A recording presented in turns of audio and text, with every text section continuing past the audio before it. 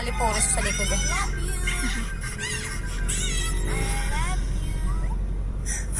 Okay, wag na nakikilo. Ha?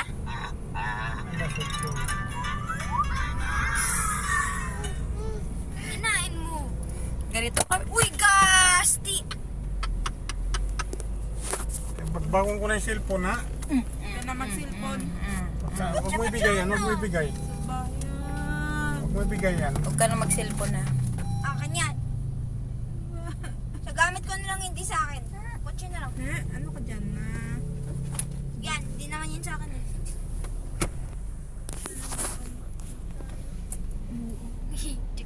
May passenger. Parang, kasi ano sila, yung traffic enforcer nakatayo, tsaka yung rider, joyride.